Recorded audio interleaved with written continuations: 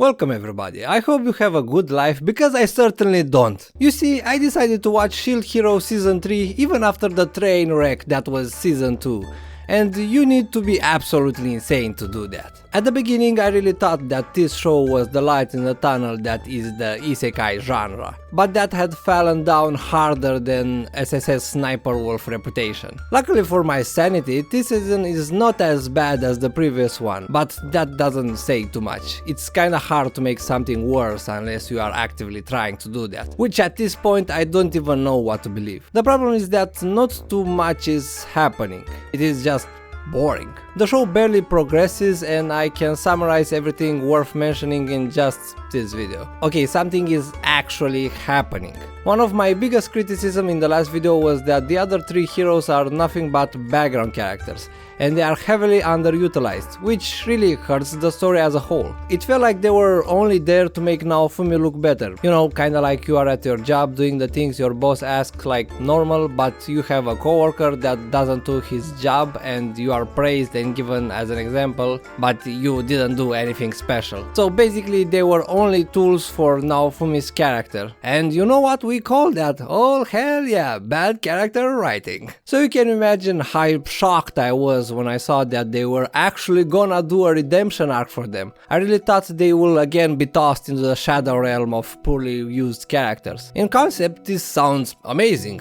I was willing to forget everything that happened prior and think that, well, it was worth it if this is what we get after. But the execution was, well, pretty bad for a reason we will get into. I mean, the show doesn't even want to give them some room. Out of the 12 episodes, only 4, at best 5, are centered around them. So probably you're asking, what the hell happened in the rest of the 8 episodes? To put it simply, nothing. They feel like, I don't know, Naruto filler arcs. The season really lacks any aim. If I take a moment to think, okay, so what is the current purpose? What do we need to do right now? You realize that there is no purpose and everything seems aimless. It's a bunch of random events that do nothing to the story and just waste your fucking time. But enough rambling, let's get to the actual episodes because, oh boy, I have a few things to say about it. Usually a new season of an anime starts strong to keep the viewers intrigued, but Shield Hero says fuck it and for the first 3 episodes nothing worth mentioning happens. It's just Naofumi who wants to add more furries to his village, but he doesn't have the money to do that, so he goes to fight in a coliseum. You could just told me that all of this happened off screen or put it in an OVA or something, because it clearly has nothing to do with anything, so you can easily just skip it. The only thing you'll miss is that they added 3 new waifus to the roster that will appear a few times and slowly enter the shadow realm of background characters. So say hello to Shy Lily the VTuber, Gwen from League of Legends, and Thundercats? I don't know, I don't care. And that's roughly the first 3 episodes. It's something that I would like to say, but there's actually a bit more. The first minor one is that Naofumi's village was attacked and destroyed by some random bandits, and almost everyone was captured. So, where in the name of God are the guards, or anyone who knows how to fight? Why are all of them gone? And moments later everyone comes back and the random bandits are defeated rather easily. So, what was this all for? Well, just a reskin for the village? I guess, because that doesn't go anywhere relevant. It's like, okay, the village was raided without anybody doing nothing and that's it. It's not like those bandits are from a group or for something, it's nothing.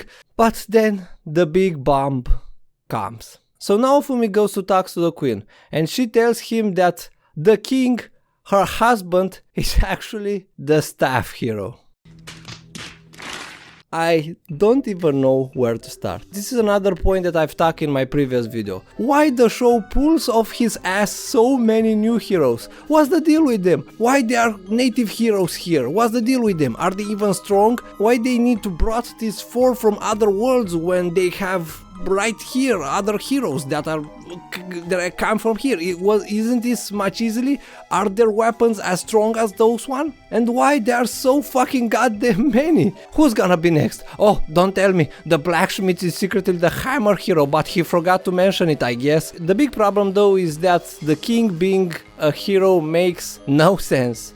Not only it feels like an asspull, I mean, if he was a hero, why he didn't do anything about the waves or tell the others about it, or I don't know, any information relevant whatsoever. But even worse, they do nothing with this concept. I remember clearly that in the announcement poster for this season was he as the only character there and was looking like the next villain or something, or the next big thing. But he barely appears for like 3 minutes in the entire season, and he just walks around saying, "Ah, damn shield hero."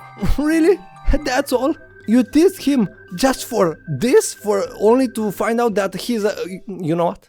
Let's just move on. Throughout the season they keep mentioning about the phoenix and how they need to prepare for a battle with it, a creature that is on the same level as the turtle. But guess what? That fight never comes. So I guess this is another teaser for the next season, which at this point I don't even know if I can survive until that. So finally let's move to the main thing of this season. So the first hero that takes the spotlight is Motoyasu, who was abandoned by his party because they saw he was weak and couldn't defeat the turtle. This team will be the same for the other two heroes, where everything backfired at them after the season 2, which I really like. This seems to go into the right direction so far, but don't worry, it won't last. So Motoyasu desperately tries to get his teammates back, and in this exact time we meet Ren as well. You see, this I don't like. Give them a bit of room to breathe. We barely got one hero, do not throw immediately another one at me.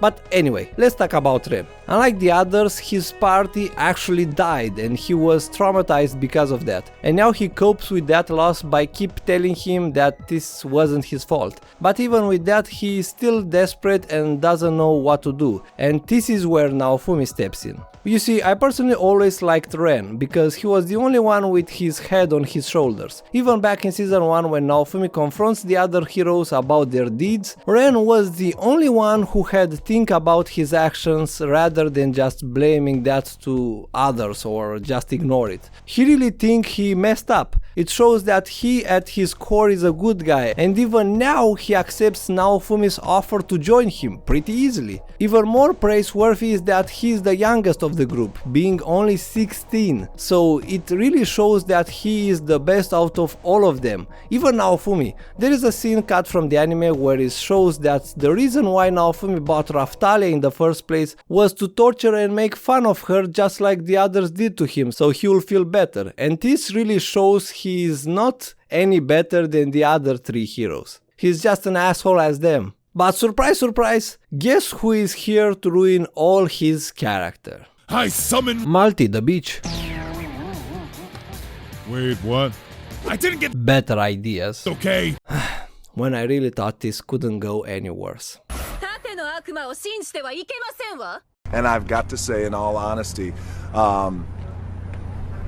it's the biggest piece of dog shit that I have ever heard. Why the fuck is Beach the main villain again? Like 3 times. Why would you butcher this poor character in the most horrible manner known by God? Not even him. Are you fucking stupid? Who was okay with this? Was the creator drunk when he written this part or what? So Beach tells Ren that Motoyasu abused her just like Naofumi, and Ren instantly believes her. Did rodents gnaw your brain and you were left with only 2 brain cells, so you forgot that was an entire fucking trial that showed how much shit can fit into this woman's mouth? Let me remind you, a fucking ton. So why do you trust her? It is that easily to manipulate one of the most powerful beings in this universe. You just need to tell them, oh yeah, you are right, only I believe you. Oh, I guess you also need a pack of bazongas as well. It's really convenient that without any explanation, she no longer has the slave mark on her. Really glad they will explain this really soon while it's still relevant. No?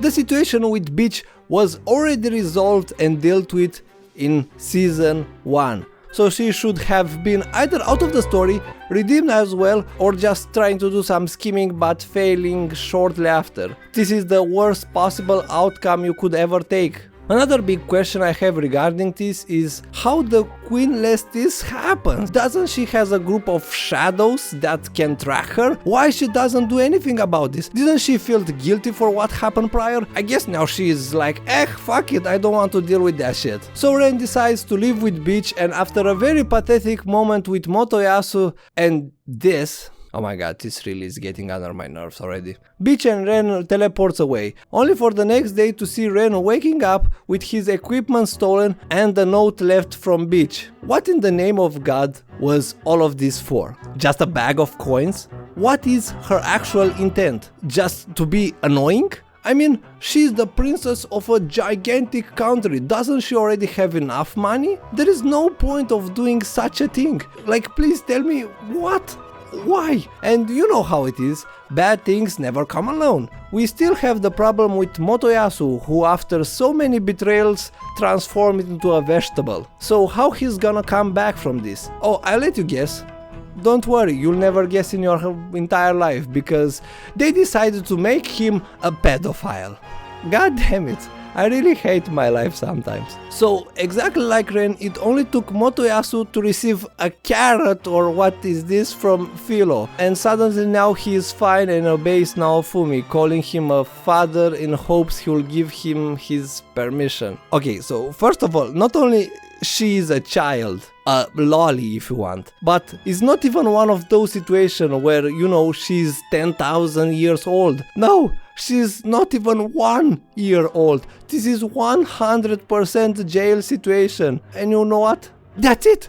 Yeah, he appears in a few more scenes and a bit at the end, and that's his entire redemption. No backstory, no bad feelings, no problem with any curse. Like, this is it? This is how you really want to approach this situation? It's even worse than before. At least he wasn't a pedophile. Oh, well.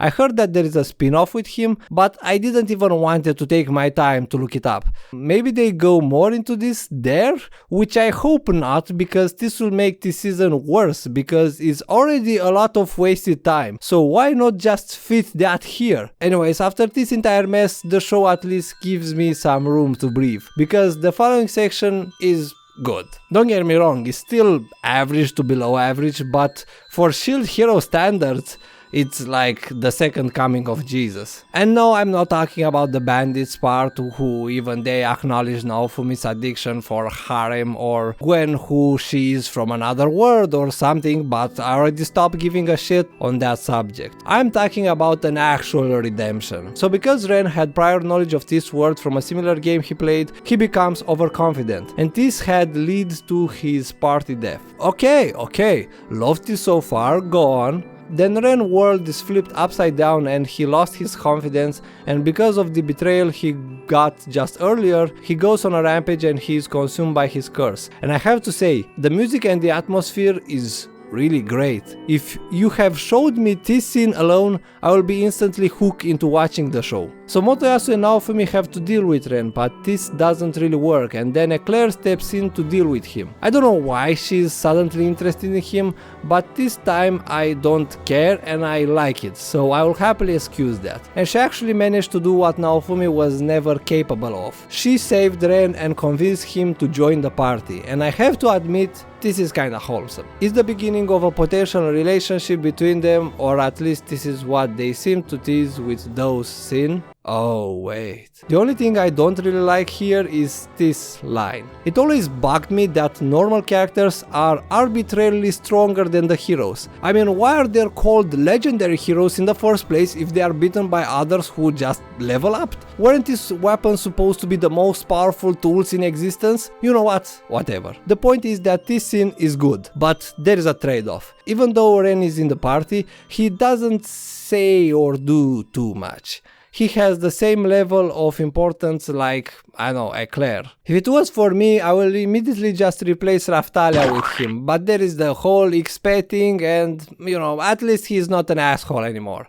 Hope he'll remain this way. The next section is the most useless part of this season, and except a bit more development for Ren, which is nice, absolutely nothing relevant happens. So unlike the show, I respect your time and I'll quickly rant over it. So a new waifu comes out of nowhere alongside the dragon egg, and then the dragon eats a evil stone and everybody just seems to not care and let this happen. Oh my god, I know the CGI is not a thing in this kind of animes, but combined with that design, it looks just awful, like it's stripped out straight from Roblox. The dragon runs off and the big fat bird is affected for some reason, and now they go after him into a cave and this happens. How the fuck is this dragon your father? So her actual father was injured and gave his child to this dragon, who certainly looked like it wants to eat them, and decided he will raise her, even though he has no idea how human works and cannot even speak. So how he manages to, keep her alive? Great, the bird is eaten again by the same dragon, in the same place. Is this a remake of the first season and I just misread the title? So then they go back and forth a few times with the battle until the dragon is defeated and Galleon and Philo are okay, even though this dragon evolved from the body of this one, how he's still inside. Who is he, Majin Buu? And then it is revealed that her father is now inside this dragon or has taken possession of the body or something and can speak now? Why he cannot be just dead? It does nothing for the story. It's just for the sake of not being a sad story or what? Finally we arrive to our last hero, and let me tell you, I'm so sick of this shit. So just take everything bad I've said about Ren, but 10 times worse. Not only he believes bitch 100% without any doubts whatsoever, but his former teammates manipulates him as well, and everything this guy pulls off his mouth is just cringe, and he acts like an ass. Okay, that one I appreciated. And again, what is bitch plan? All heroes were betrayed by her, so what's next? Where she's going? The only good thing about this whole situation is the outcome. Unlike the other two heroes, Itsuki remains devastated or dead inside, and he has to recover from that, which seems that will take quite some time until that. And he also joins the party in the end. Nice. But as expected, of course the show couldn't end here, where everyone is happy and all still makes somewhat sense. So in the last episode it's revealed that Raftalia is a lost princess from what the hell clan. You want to tell me that this random slave, just by coincidence, end up here with Naofumi, and her parents were royalty who retreated here to have a quieter life, and they also had a guardian who is never mentioned before, and it was absent in this only instance that was needed and relevant. Wow! This doesn't seem like something that was forcefully squished just now in the story. And it is also revealed that assassins were always watching her during everything. When the fuck does that happen? Didn't Raftalia visit Merlomark a number of times? Did they follow her there? How the entire kingdom didn't notice them and reported back to Naofumi? It seems like this shit is important. I mean, they have their own group of shadows. How they didn't notice them? Merlomark really starts to look incompetent. And everything started from just this. Yeah, this. How the fuck a Hakama brought from another dimension? I repeat, another fucking dimension. Coincidentally, is the exact same one from her clan, and wearing it means you declare war to the entire nation. What? What the fuck is this bullshit?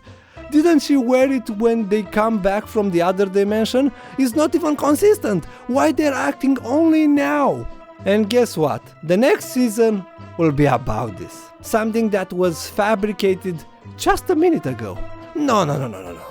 Do not focus on the actual plot like the waves or why in the name of Jesus were the heroes brought here from another dimension, even though they have heroes. What's the deal with them? What's the deal with this entire fucking world? And with that, the torment is finally over. For now. I don't even know if I should make another video about the Shield Hero, not because I can't watch this shit anymore, I'm already too deep into this. I have to see where this is going. But I feel like the problems that I keep talking about don't seem to change, and I fear that the next time I will just repeat what I already talked about, just like I did here for a good part at the beginning. We'll have to see. Maybe there's actually a light in the tunnel, even though it's more probable that a plane will crash into me right now. So thank you everybody for watching. I hope, unlike the show, this wasn't boring and you found this video funny or at least interesting. Probably I'm late, but happy holidays and happy new year. I will see you next time with something actually good. Okay, bye!